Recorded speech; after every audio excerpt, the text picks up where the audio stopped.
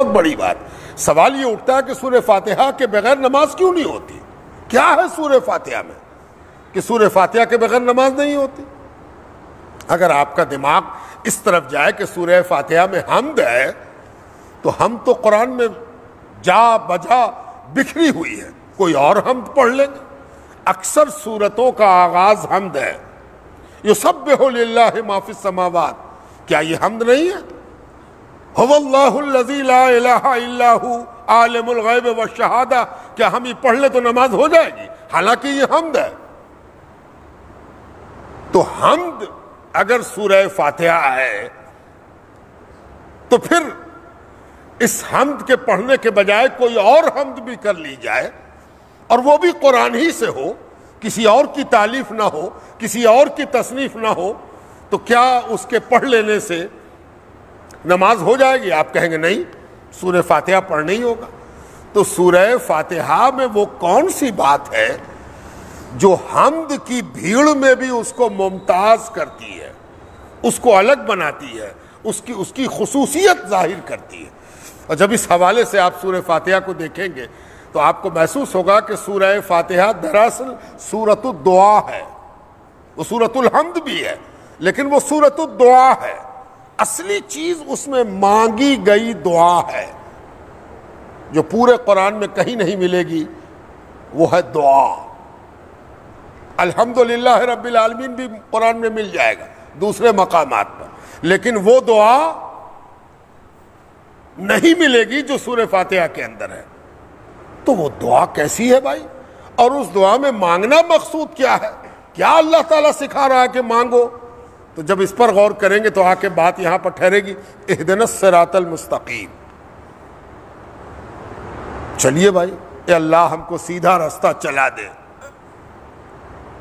ایک غضب کی بات کہ اس چھوٹی سی صورت میں اللہ تعالیٰ نے اپنے کسی آیت کی تشریح نہیں کی.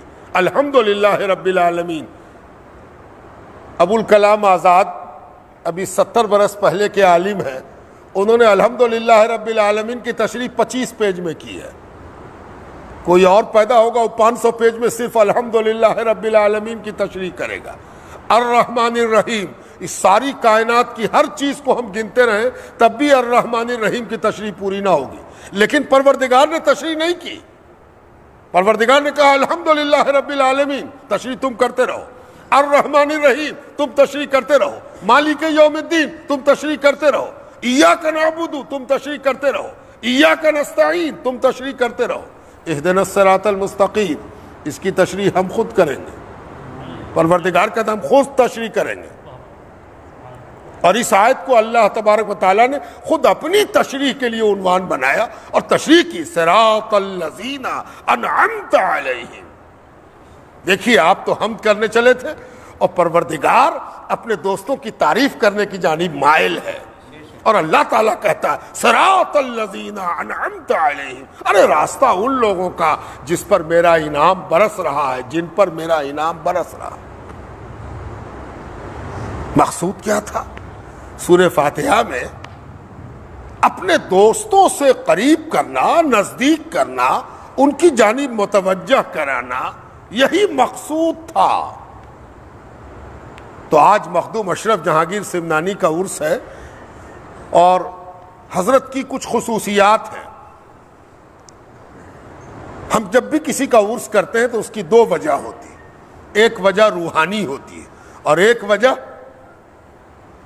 ظاہری ہوتی ہے. روحانی کو ہم باطنی بھی کہہ سکتے ہیں. ظاہر ہے کہ روح باطن میں ہے، روح کو کسی نے دیکھا نہیں ہے، لیکن روح کے بغیر کوئی دیکھنے کے لائق بھی نہیں ہوتا. روح ہی ہے جو دیکھنے کے لائق بناتی ہے، سننے کے لائق بناتی ہے، بولنے کے لائق بناتی ہے، محسوس کرنے کے لائق بناتی ہے، محبت کے لائق بناتی ہے، نفرت کے لائق بناتی ہے، بندگی کرنے کے لائق بناتی ہے. جسم پر حکم مکلف ہونے کا نہیں ہوتا. روح جسم کے ساتھ ہے تب مکلف ہے جسم. تو روح باطنی چیز ہے. تو چلیے باطنی سے بات شروع کریں کہ باطنی فائدہ کیا ہے عرس کا. باطنی فائدہ یہ ہے کہ اللہ تعالیٰ نے یہ اصول بنا دیا ہے کہ جو اللہ کا مقبول ہے اس کے ساتھ ہو جاؤ فائدہ، وہ سامنے میں نہ ہو تو اس کا نام لے لو فائدہ. کیوں؟ کیا دنیا میں کسی کا نام لے لے تو ہم کو فائدہ ہو جائے گا؟ نہیں ہوگا۔ کیوں نہیں ہوگا؟ اس لیے کہ آپ نے سمجھا ہے کہ وہ فائدہ مند ہے، اس بیچارے کو کیا معلوم کہ آپ اس کا نام لے رہے ہیں؟ جس کو آپ امپورٹنس دیں، مہتتا دیں، اہمیت دیں، وہ آپ کا اعتقاد ہو سکتا ہے، آپ کا حسن ظن ہو سکتا ہے، آپ کا خیال ہو سکتا ہے۔ یہ خیال استو محال استو جنو، سمجھتے رہیے آپ کی وہ بہت اچھا ہے، لیکن جب اللہ تعالیٰ کسی کو مقبول بناتا ہے، اللہ قبول کر لیتا ہے، تو اس کی ہر چیز مفید ہو جاتی ہے، اس سے زہر نکال دیا جاتا ہے، اس سے نقصان نکال دیا جاتا ہے، اس سے نقص نکال دیا جاتا ہے، اور اس کو سر تا پا، اس کو لفظ تا معنی، اس کو اصل تا نقل بندوں کے لیے مفید بنا دیا جاتا ہے۔ اب وہ جتنا نام لے، ہے نا، جس کا نام لے، ہے نا، اسی میں راز ہے، اصحابی کالنجوم بأیہم اقتدیتم اہتدیتم۔ حضور صلی اللہ علیہ وسلم نے جس کو قبول کر لیا، اللہ تعالیٰ نے بھی رضی اللہ تعالی عنہ، سب کو قبول کر لیا۔ جب قبول کر لیا تو پھر جس کے پیچھے لگ جاؤ گے کامیاب ہو۔ یہ ہے فلسفہ۔ ولی وہی ہے کہ جس کا نام لینا بھی عبادت ہو جائے۔ کیوں؟ اس لیے کہ اللہ اس سے راضی ہے، تو جو راضی ہے جس سے اللہ، اس کا نام لینا بھی عبادت۔ تو روحانی فائدہ یہ ہے کہ جس کا عرس ہے اس کا نام لیا، کائے کو لیا؟ اللہ کو راضی کرنے کے لیا، اور اللہ کی نعمت کو حاصل کرنے کے لیے لیا، اس لیے روحانی فائدہ۔ اب ظاہری فائدہ، ظاہری فائدہ یہ ہے کہ ہر ولی نبی کی کچھ صفات کا حامل ہوتا ہے، اللہ کی صفات کا حامل ہوتا ہے، تو جب ہم اس کو یاد کرتے ہیں تو انسپائر ہوتے ہیں، متوجہ ہوتے ہیں، توجہ میری ہوتی کدھر ہوتی ہے؟ اس کے اعمال کی طرف، اس کے کردار کی طرف، اس کے اخلاق کی طرف، اس کی زندگی کی طرف، اس کے سباق اور اسباق کی طرف، اس کی تعلیمات کی طرف، وہ یقیناً فائدہ مند ہوگا۔ تو باطنی فائدہ تو آپ جان رہے ہیں کہ ہم لوگ عرس میں آئے ہیں، یقیناً اللہ بھی راضی ہوگا، اللہ کے دوست بھی راضی ہوں۔ اب ظاہری فائدہ، ظاہری فائدے میں ایک چیز جان لیجئے کہ آپ سب طلباء ہیں اور ہم سب بھی طلباء ہیں۔ طلباء کی ہی دو قسم ہے، ایک کو خالص طالب علم کہتے ہیں اور دوسرے کو خالص سے بھی اونچا کہتے ہیں، جس کو استاد کہتے ہیں۔ استاد کے مطلب اگر مجھ سے پوچھے تو میں کہوں گا کہ جو طالب علمی میں استاد ہو جائے وہ استاد ہے۔ کس چیز کا استاد ہے؟ استاد، آپ تو طالب علم بننے کی کوشش کر رہے ہیں، استاد وہ ہے جو طالب علم بننے میں استاد ہو گیا ہے۔ پکا طالب علم وہی ہے جو استاد ہے۔ وہ استاد جو کہتے کہ ہم کو طلب علم نہیں ہے، وہ استاد کیا ہوگا؟ اس کو تو ختم ہو گیا معاملہ۔ ہر وقت سیکھتا ہے آدمی، ہر لمحہ سیکھتا ہے آدمی۔ ایک بڑے استاد سے پوچھا گیا کہ آپ تو بڑے جانکار ہیں، کچھ کہیے۔ تو اس استاد نے کہا، معلوم این شد کہ ہیچ معلوم نہ شد۔ میری استادی کا ماحصل یہ ہے کہ ہم کو جو بہت کچھ معلوم ہو گیا، تب جا کے یہ معلوم ہوا کہ کچھ معلوم نہ ہوا۔ تو ہم سب طالب علم ہیں، تو طالب علموں کے لیے کئی کعبہ ہے، عبادت گزاروں کے لیے تو ایک ہی کعبہ ہے، اور طالب علموں کے لیے کئی کعبہ ہے۔ یہ سب کعبہ اصل کعبے کی طرف پہنچانے والا ہے۔ تو طالب علموں کا ایک کعبہ مخدوم اشرف جہانگیر سمنانی بھی ہے، کہ ان کی طرف طالب علم منہ کر کے دیکھتا ہے، آہا یہی قبلہ طلب علم ہے نا۔ ہے کوئی دنیا میں ایسے کم لوگ ہوئے ہیں، شہزادگی چھوڑا، بادشاہت چھوڑا، وطن چھوڑا، ماں کو چھوڑا، خاندان کو چھوڑا، جس ماحول میں پیدا ہوئے تھے اس ماحول کو چھوڑا۔ کاہے کو چھوڑا؟